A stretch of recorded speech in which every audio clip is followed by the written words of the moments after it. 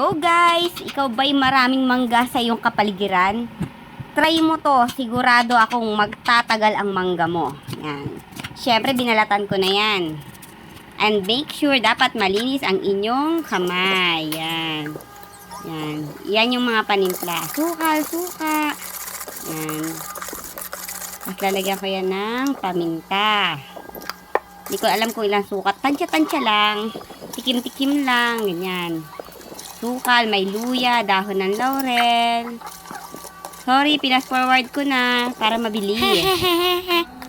Naglagay din ako ng carrots. Yan pala, trinay kong gawing giniling. Tiningnan ko kung maganda ang kakalabasan ng mangga. 2 set yung ginawa ko. Isang giniling at isang mga pahaba. Tapos binabad ko lang din yan.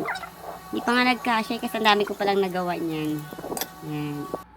Hindi nasik-nasik ko. Tapos yan. Siyempre, tikim-tikim na lang mangga. Kain-kain. Kumaasin. Nagdag yung isa.